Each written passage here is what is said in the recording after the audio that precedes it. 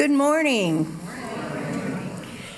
My name is Beth Andes, and it is my great pleasure to welcome you all today to All Souls Unitarian Universalist Church. And for those of you who are joining us online, also a very hearty welcome. Often we have visitors who are with us, and if you do categorize yourself as such and would like to let us know who you are and where you're from, would you please stand and give us your name and where you're from? Yes, sir.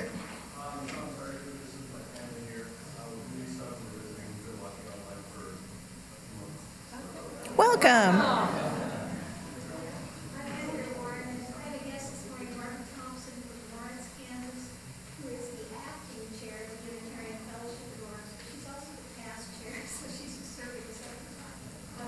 Welcome. We like hard workers. Good morning. And this is my good friend Robin Henshaw, and her son Owen is also my friend. Welcome. Yes, ma'am.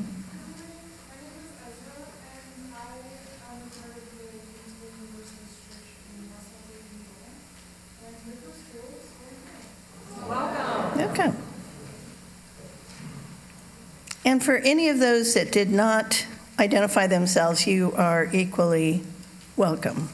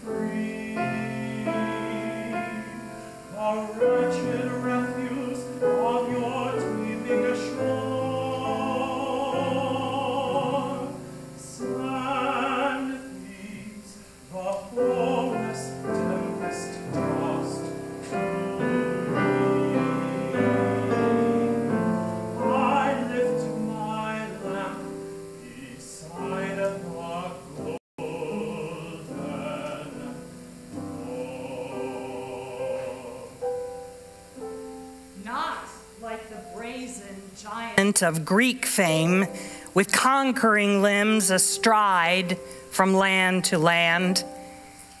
Here, at our sun-washed sunset gates, shall stand a mighty woman with a torch, whose flame is the imprisoned lightning, and her name, Mother of Exiles. From her beacon hand glows worldwide welcome. Her mild eyes command the air-bridged harbor that twin cities frame. Keep ancient lands your storied pomp, cries she with silent lips.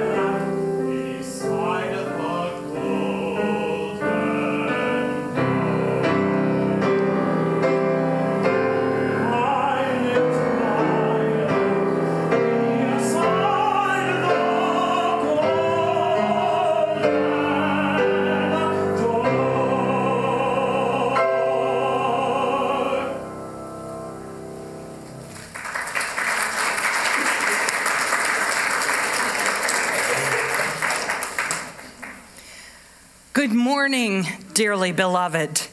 Welcome.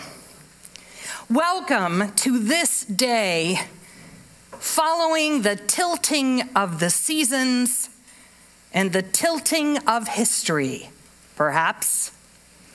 Can you feel the shift, subtle but powerful, beneath your feet? Do not try to ignore this rising rhythm in your chest, calling you to become more brave. Do not be talked out of the urgency of this time, pressing upon your life, pressing upon us all. Come into this covenant community of memory and promise, to this gathering where together we seek for courage, for clarity, and companions, co-conspirators who feel the energy rising and breathe into new possibilities together. Come to praise the waking up and the pledge to keep going. Come to rage with purpose and to grieve in public.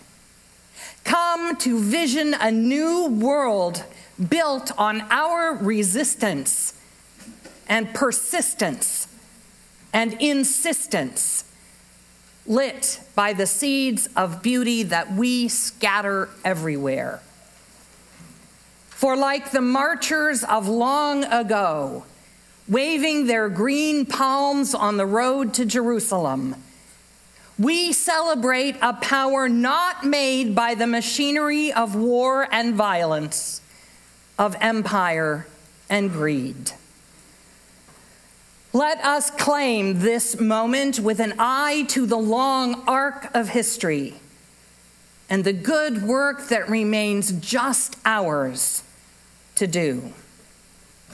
Like the crocuses and the small green buds bursting on winter brown branches everywhere, let us come alive again, giving thanks for this renewing earth and the bright hope of being on this path together.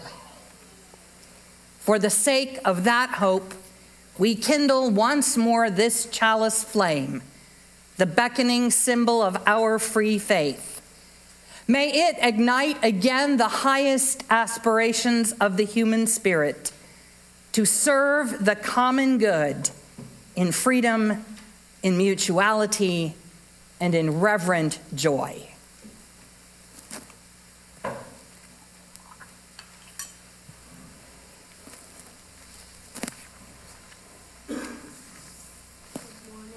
Oh, there you go. Good morning, my name is Parker, and I light this chalice for the inherent worth and dignity of every person.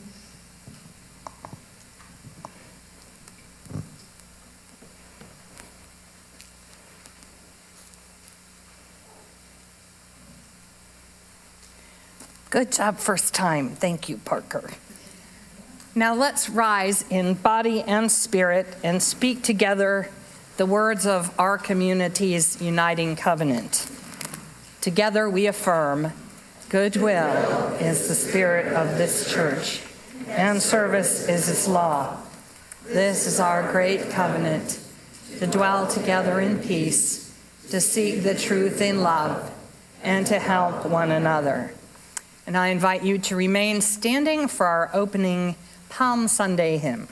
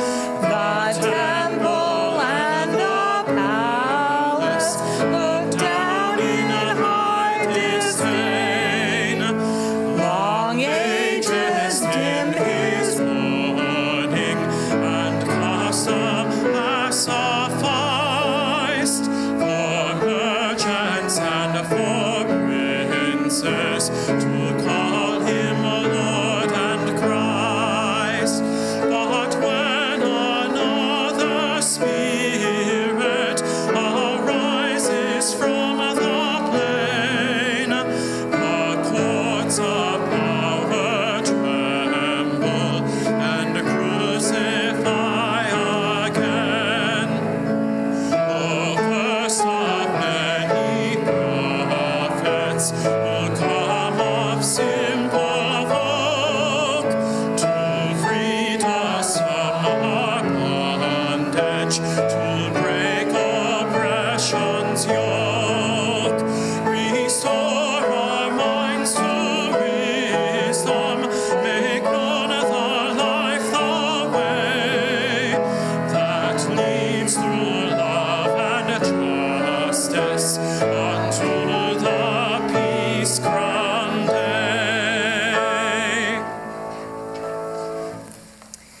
Now, before the children sit down and get comfortable, if you'd like to come up, I want to talk to you about an old story from the Bible. And you have? Okay. Yeah, we got a bunch of them coming. All right, very good. So this is a story that happened about 2,000 years ago in the country of Israel. And in that country at that time, the Romans had invaded the country and taken over, and they were oppressing all the Jews who lived there. They were stealing the land.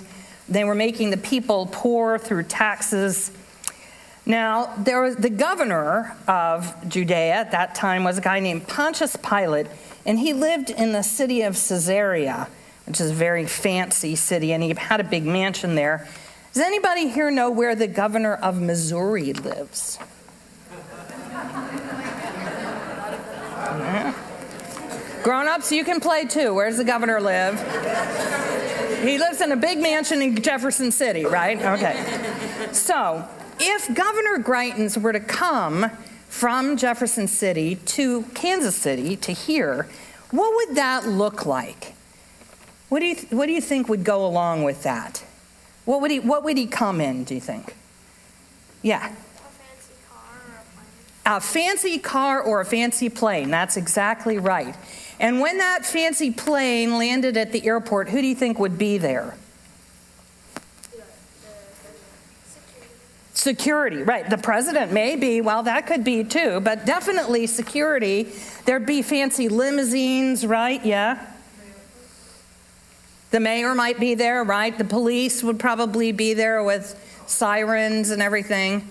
It would be a pretty big deal, right? Well, at Passover time, which is right around this time of year, Jews from all over Palestine came to the city of Jerusalem to celebrate Passover.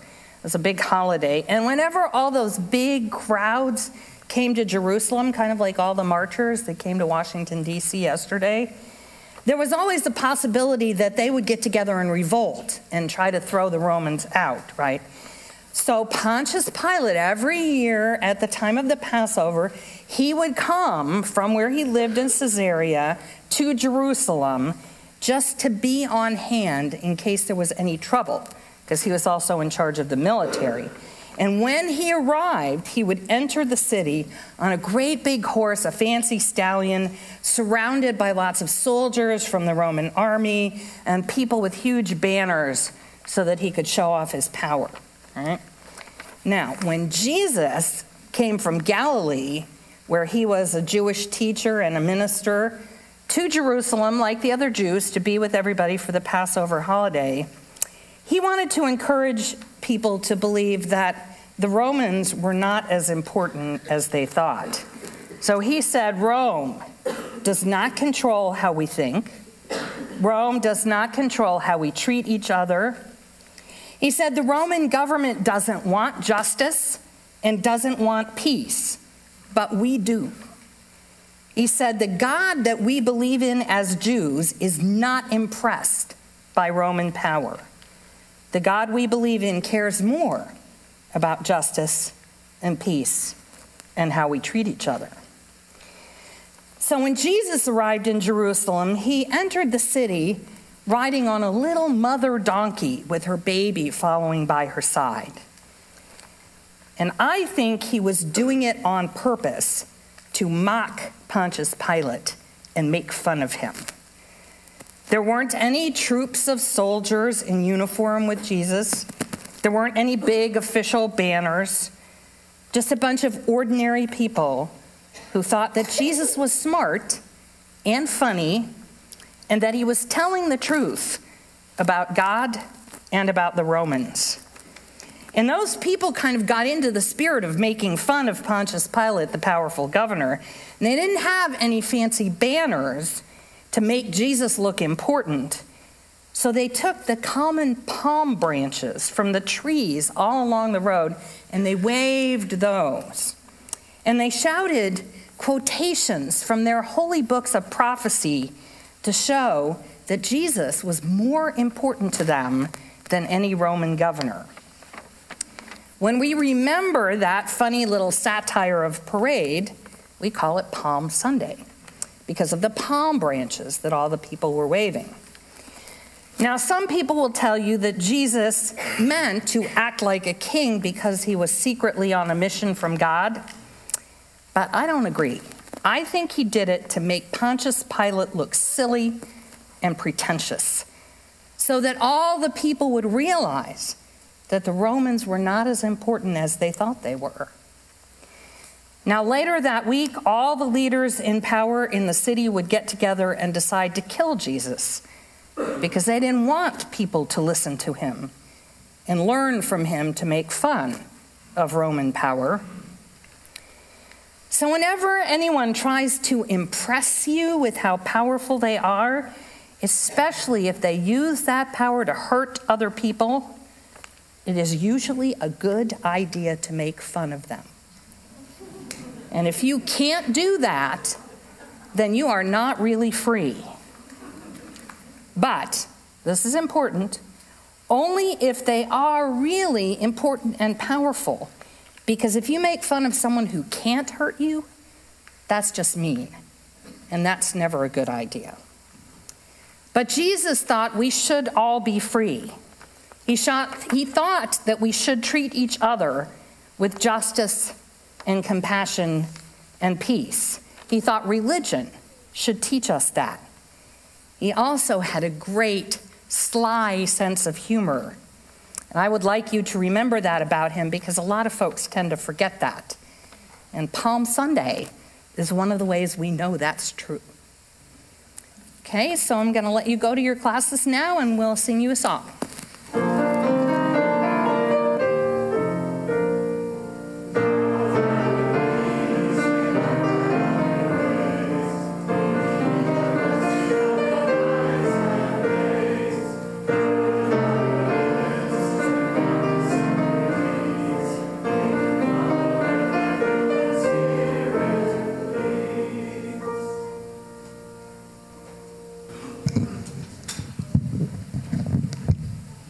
Good morning.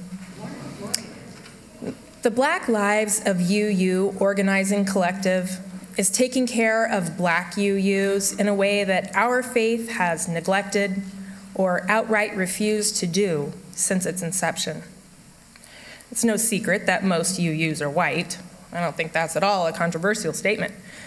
But for UUs of color, that can mean one more aspect of life is dominated by the centering of whiteness. For Black UUs in particular, blue is acting in a multitude of ways to change the culture within our movement to become truly just and equitable. It seems daunting, doesn't it? And yet we, a largely white congregation, have an opportunity to throw our support behind this important and liberating soul work. Next month, April 27th to 29th, All Souls has the honor of hosting Reclaim, the inaugural Black Lives of UU Revival, a national conference set to revive body, mind, and spirit. It will be a special moment for Black UUs and UU adjacent folks, local Black organizers, and the communities they hold dear to connect, worship together, and support one another. It may not be obvious to many of us here as part of the majority of the default of white America, but such all Black spaces and opportunities to collaborate are critical to our growth as well, even though we are not there. The work of our fellow UUs in blue makes us all more whole, and it helps to create the sense of sanctuary that everyone deserves to feel in their spiritual home. We will all be made more whole as Blue's success continues to build up our movement. Please contribute to that success by giving generously to Black Lives of UU for their critical work, and the offering will now be given and gratefully received.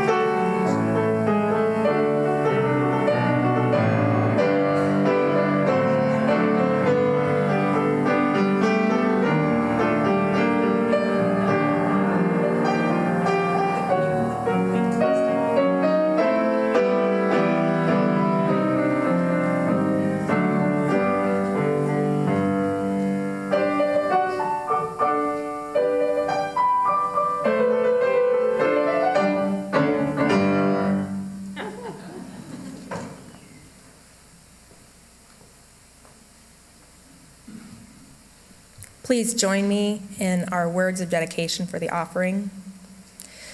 We dedicate our offerings and our actions to the mission at the heart of this congregation, to build a respectful, caring community, to inspire personal and spiritual growth, and to create a just and compassionate society.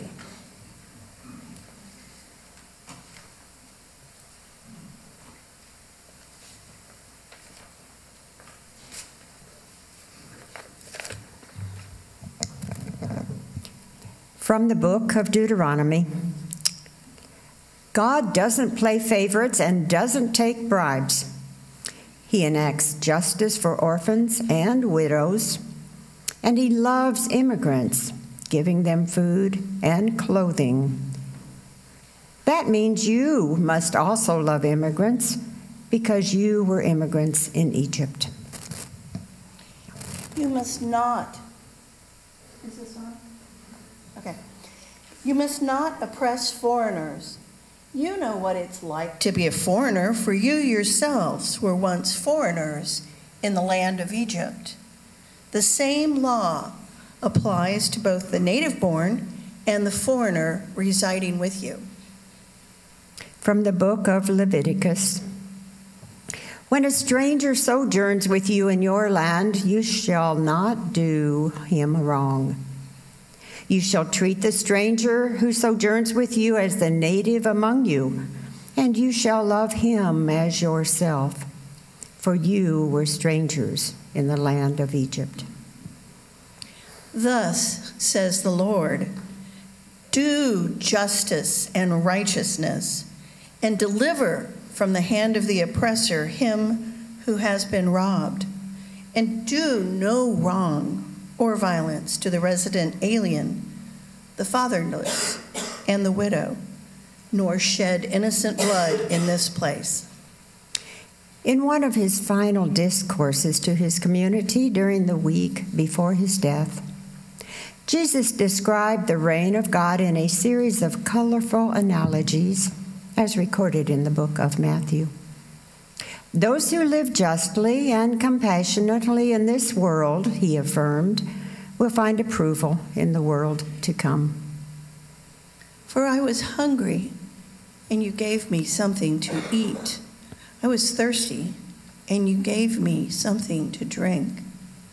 I was a stranger, and you welcomed me in. Naked, and you clothed me. I was sick, and you visited me. I was in prison, and you came to me. Then the righteous will answer him and say, Lord, when did we see you hungry and feed you, or thirsty and give you something to drink? And when did we see you a stranger and welcome you in, or naked and clothe you? When did we see you sick and in prison and come to you? The king will answer unto them and say, Truly, I say to you, to the extent that you did it to any one of these kinfolk of mine, even the least of them, you did it to me.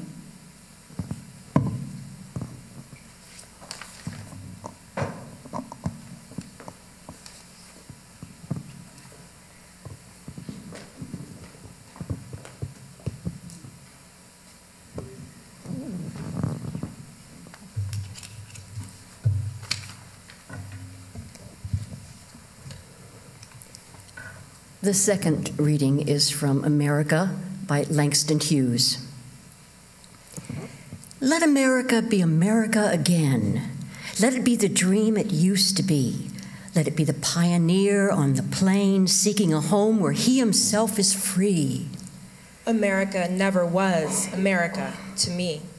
Let America be the dream the dreamers dreamed. Let it be that great, strong land of love, where never kings connive nor tyrants scheme, that any man can be crushed by one above. It never was America to me. Oh, let America, my land, be the land where liberty is crowned with no false patriotic wreath, but opportunity is real and life is free. Equality is in the air we breathe.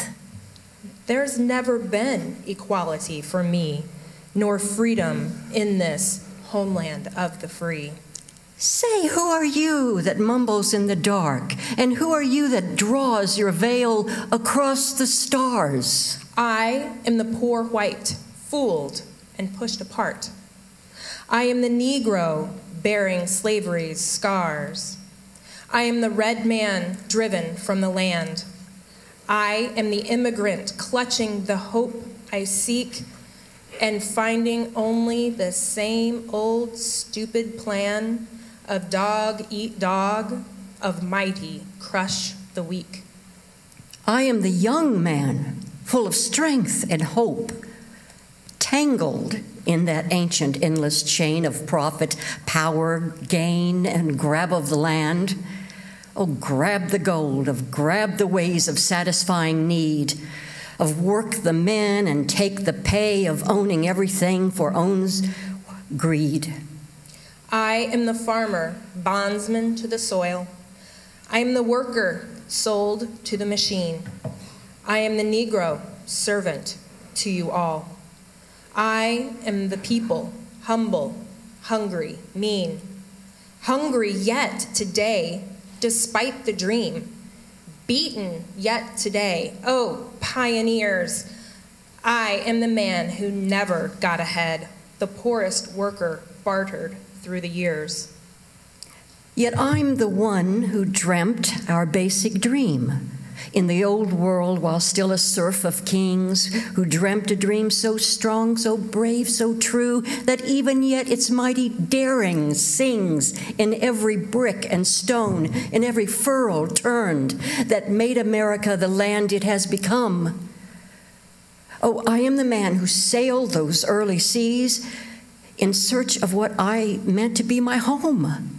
For I'm the one who left dark Ireland's shore, and Poland's plain, and England's grassy lay, and torn from black Africa's strand, I came to build a homeland of the free. The free?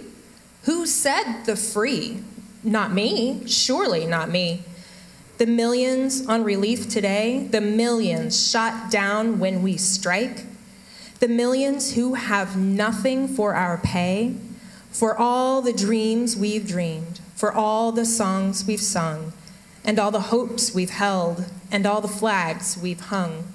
The millions who have nothing for our pay, except the dream that's almost dead today. Oh, let America be America again, the land that never has been yet, and yet must be, the land where every man is free, the land that's mine, the poor man's, the Indians, Negroes, me, who made America, whose sweat and blood, whose faith and pain, whose hand at the foundry, whose plow in the rain must bring back our mighty dream again. Sure, call me any ugly name you choose. The steel of freedom does not stain. From those who live like leeches on the people's lives, we must take back our land again. America. Oh yes, I say it plain. America never was America to me. And yet I swear the oath, America will be, out of the rack and ruin of our gangster death, the rape and rot of graft and stealth and lies. We, the people, must redeem the land, the mines, the plants, the rivers, the mountains, and the endless plain. All the stretch of these great green states, and make America again.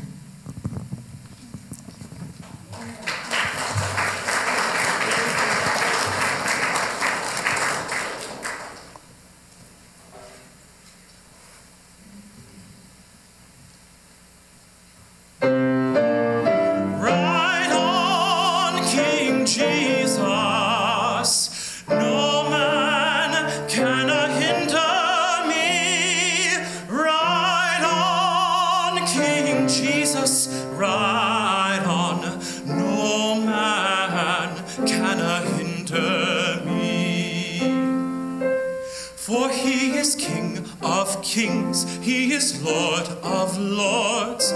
Jesus Christ, the first and the last, no man works like him. For he is King of kings, he is Lord of lords. Jesus Christ, the first and the last, no man works like him. King Jesus rides a milk-white horse, no man works like him. The river of Jordan he did cross, no man works like him. For he is King of kings, Lord of lords. Oh, Jesus Christ, the first and the last. Oh, King Jesus rides in the middle of the air. Oh, he calls the saints from everywhere. Ride on, King Jesus. No man can hinder me. Ride on, King Jesus. Ride on.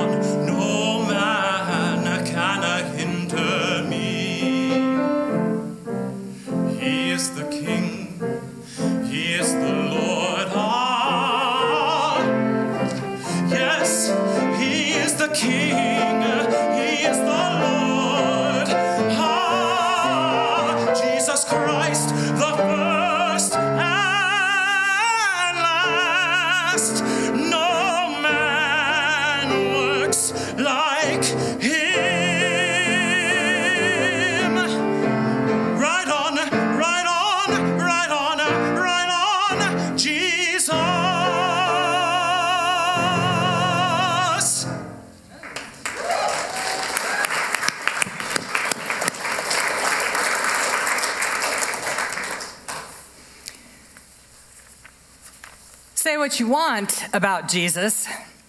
If the gospel writers are to be believed, he did get off a few good lines now and then. I'm thinking this morning not only of the scriptures we just heard, but also of a passage found in Luke and Matthew. If you love those who love you, what credit is that to you? Even Wall Street hedge fund managers love those who love them. And if you do good to those who are good to you, what credit is that to you? Even Steve Bannon's fans do that.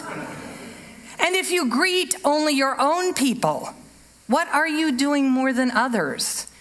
Do not even members of the alt-right do that? I'm paraphrasing, by the way. Love your neighbor and hate your enemy, you have heard that it was said, but I tell you, love your enemies and do good to them.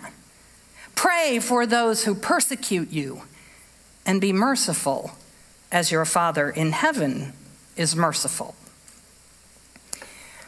The point here, it seems to me, is that love is a slippery concept. Homo sapiens are a social species. We are designed by evolutionary pressures to be in a group with others of our kind. We do not thrive alone. Therefore, it is natural, instinctive, if you will, to bond with those close to us. We are set up from our very genetics to behave with generosity, affection, and altruism toward our relatives. We are disposed to love our parents, our siblings and children, our spouses, our extended families. Certainly, we may encounter cranky or ill-disposed individuals among this collection, people who require effort to get along with. But the will to make that effort is bound up in the concept of family and clan. These are, after all, your people. You belong to them, and they belong to you. And that, says Jesus, is the easy part. It is the love that does not have its roots in heredity and instinct that is actually an ethical achievement. It is the ability to recognize our common humanity across barriers of difference as an act of conscious will that is a spiritual discipline that takes practice and intention and that will expand our hearts and change us. 200 years ago, if you were a well-intentioned white person in America, you were concerned about the issue of slavery. You felt it as a political problem in the tension between the slave states and the free states. And you felt it as a blot on the nation's moral character. On a philosophical level, you thought that slavery was a bad idea. But you were not in favor of its immediate abolition in the current day because you were worried about what would happen to all those millions of people who would suddenly be turned out to fend for themselves with no homes, few marketable skills, no education to speak of, and no inherited wealth to get them started. In fact, the more you thought about it, the more you realized that those newly free and impoverished folks might be more than a little perturbed about being left in this situation. You yourself would be quite angry, you thought, in their shoes, perhaps angry enough to want to do some damage and not be too careful about distinguishing the particular people who actually did this to you from everybody else. You thought it was, of course, wrong that Africans had ever been brought to this continent. If only you could wave a magic wand over history and undo that whole process, what an infinitely easier place America would be. And so it would have made all the sense in the world when people began to talk about sending them back. Of course, they never wanted to be here anyway. They were brought here against their will. How could they ever be happy here in a place they never would have chosen to come to? Africa, that was their homeland. It was where they belonged, where they would fit in. Not like America, where they could never truly be a part of the rising nation, where they would always be conspicuous by their color, never really accepted or welcome, never really belong. It was liberal people who said this, compassionate people, moral leaders in the white community who were appalled by slavery, who wanted to find a solution for it that was best for everyone. All we had to do was raise the money to pay for the ships to send them back. Of course, there was the question of compensating the slave owners for the economic loss that they would suffer, but that was an issue that could be worked out later. For the moment, you could start with the growing community of free Negroes, the ones who already didn't belong to anyone, the ones who were available to go immediately. The best part was even the politicians and the preachers in the South agreed with this. By all means, take the freed blacks, who were the source of inspiration and example to their slaves, who were their kin and their consolers. Get them out of the country as soon as possible. Let them go and settle towns and start farms and set up shops to await the coming of all their ransomed brethren as the time should be fulfilled. And best of all, let them spread European Christianity in Africa while they were about it. They would bring civilization to the dark continent. Really, it was a win-win scenario for everyone. Conscientious white congregations held church fairs and bake sales and quilting bees to raise money for the National African Colonization Society, certain that they were helping the same black fellow citizens they would not allow in their homes or their schools or their polling places. Except for one completely unforeseen problem.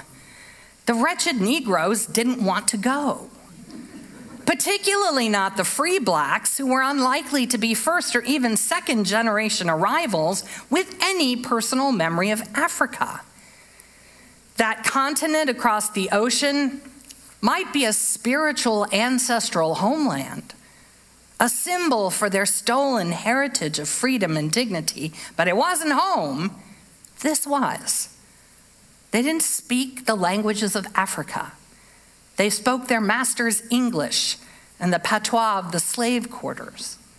They didn't know African crops or African animals or African crafts. They knew American trades and American money and American laws.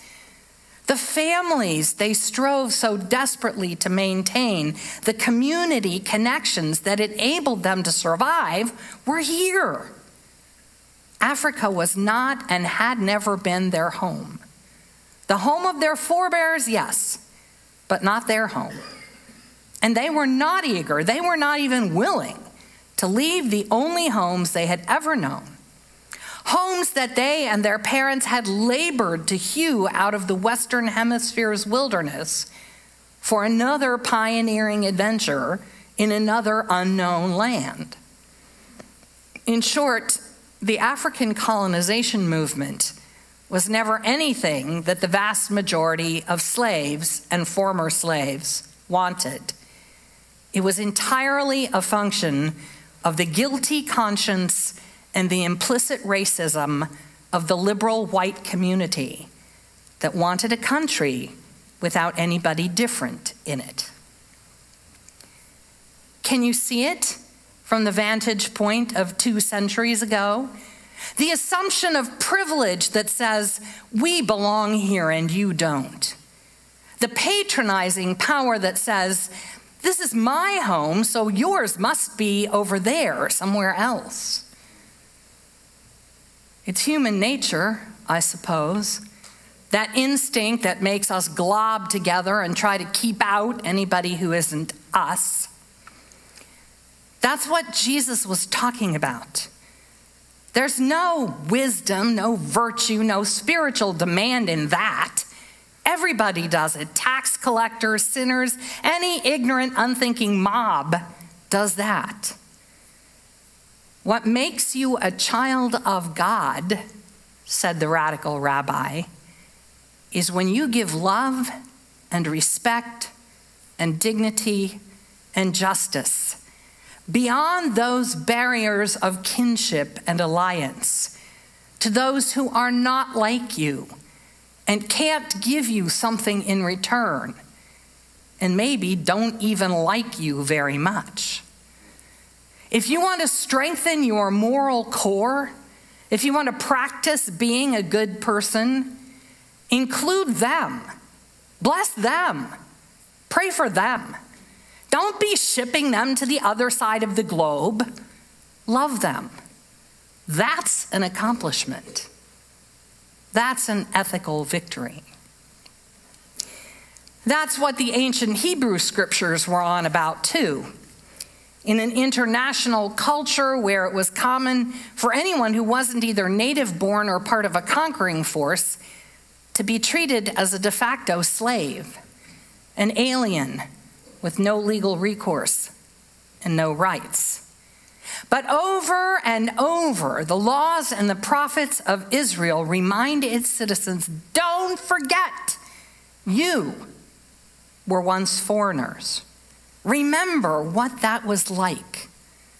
Remember the fear, the humiliation, the suffering.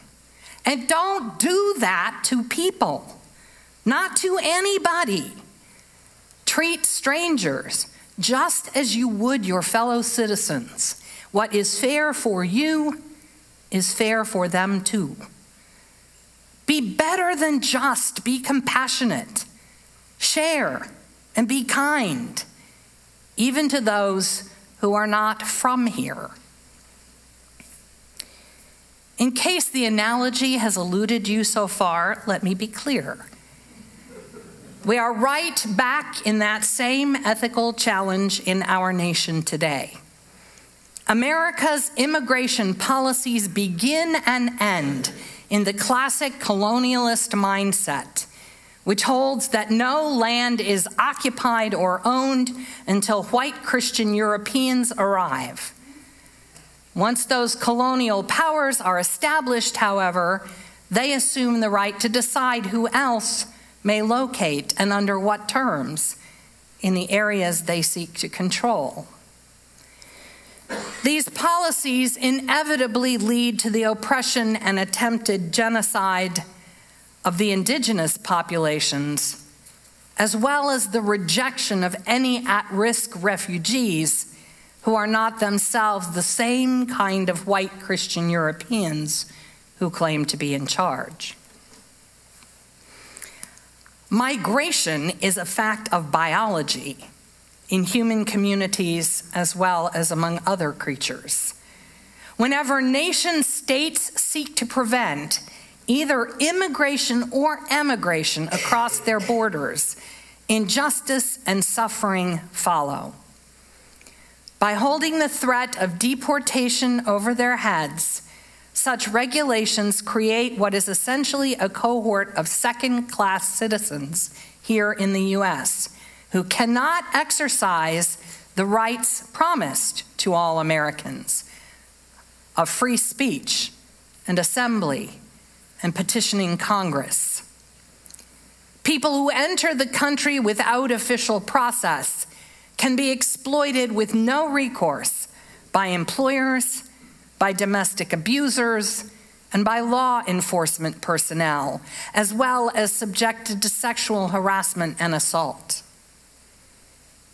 We have seen in our national history to our humiliation and enduring regret, what has happened when previous generations allowed the impulse of racism to triumph over the ethical demand to extend justice, compassion, and dignity to all people.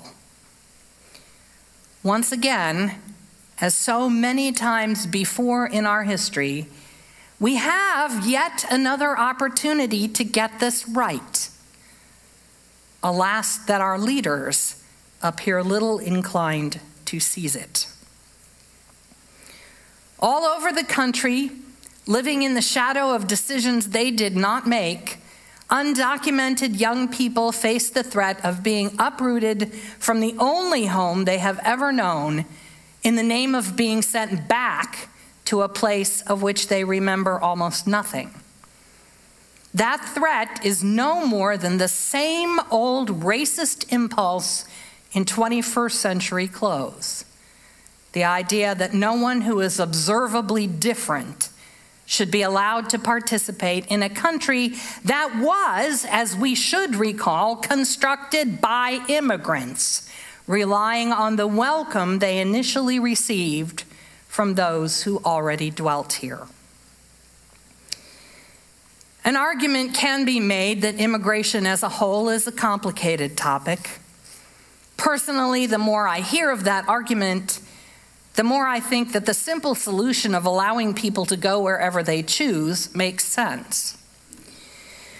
But if that, like the simple abolition of slavery 200 years ago, is too radical a proposition for our democracy to swallow, at the very least, we perhaps could avoid recreating the well-intentioned injustice of the colonization society and desist from sending people back to places they never knew in the service of our own comfort. It is time, and more than time, that our national politics should reflect our moral aspirations rather than our instinctive fears. It is time that we should learn from our history so that we need not repeat it. Time that we should call the ethical virus of racism by its true name and refuse to allow it to infect our future. We will never build the nation of our founders' dreams or of our own best hopes by sending away those who most deeply believe those hopes, who have grown up sharing those dreams, by pretending that our home is not theirs, pretending that we are not summoned to a larger hospitality and a more inclusive justice. Jesus entered Jerusalem on a lowly beast of burden, a nursing mother trailed by her colt, spoofing Pilate's macho posturing on his stallion, mocking the pretensions of Roman imperial power. The common people got the joke and the truth behind the joke, which was that those who have to make a display of their power are not real leaders and have little authentic moral authority. As he said in another context, let those who have ears hear. Some 70 years ago, the Black poet Langston Hughes challenged his fellow citizens to renew their commitment to the essential American dream of freedom, equality, and justice, illustrating in poignant words the many ways in which America had failed to be the nation it claimed to a variety of its disenfranchised people. With minor alterations, his words still ring true 3/4 of a century later, once again asking us to do our part in the dilemmas that confront us today to make America true to its greatest promises. Protecting the dreamers and stopping the abusive and violent injustices of deportation will not complete that process, but it can offer a step in the right direction a step that we could take to keep faith with the children and all who believe in what this country is supposed to stand for. And by doing that, to let America be, if not great, at least America again. The ancient psalmist knew something about the experience of being deported. Wrenched by their Babylonian conquerors from their homes in Judah, the people of Zion sat on the banks of an alien river and wept for their lost homeland. Their callous captors told them to sing some native songs to entertain the troops. And they wondered, how do you sing the sacred songs of a place when you no longer belong there, or indeed anywhere anymore? It is a lament that we should all carry in our hearts so that we might learn not to inflict it yet again. Will you stand and sing? And I believe that Chris is going to sing this first once for us, and then we're going to do the chorus, and he's going to do the verses.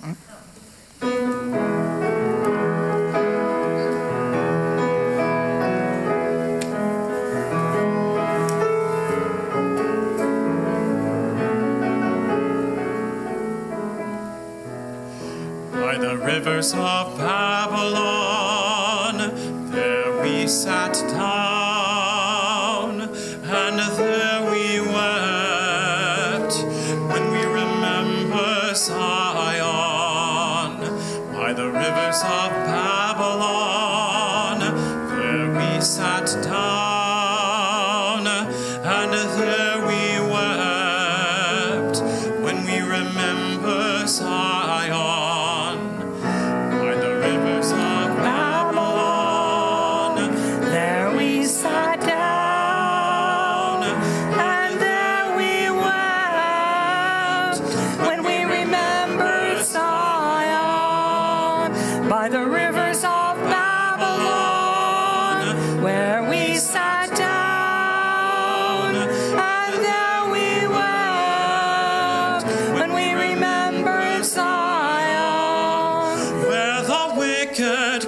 Us away, captivity required of us a song.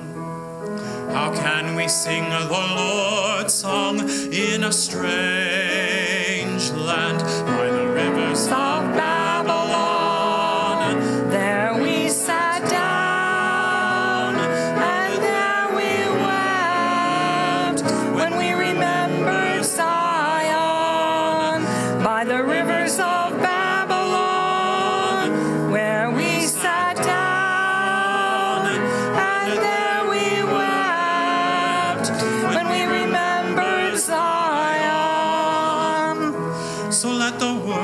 of our mouths and the meditation of our hearts be acceptable in thy sight today. By the rivers of Babylon, where we sat down, and there we wept when we remembered Zion. By the rivers of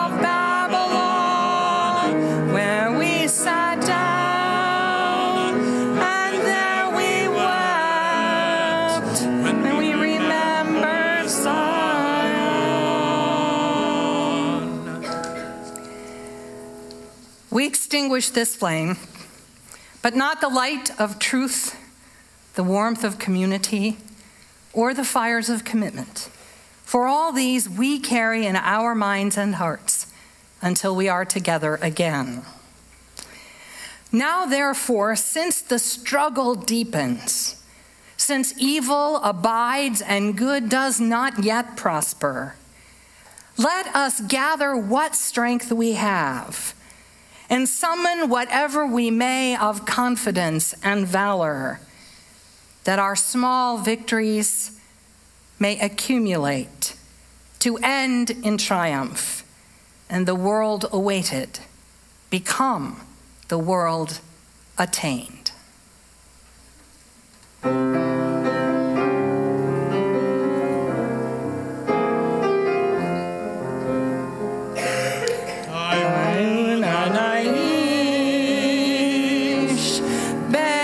Salam, dauna naish,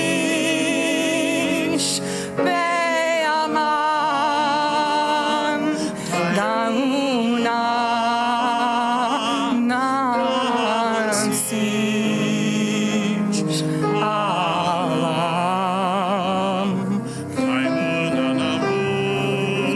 Oh, thank you.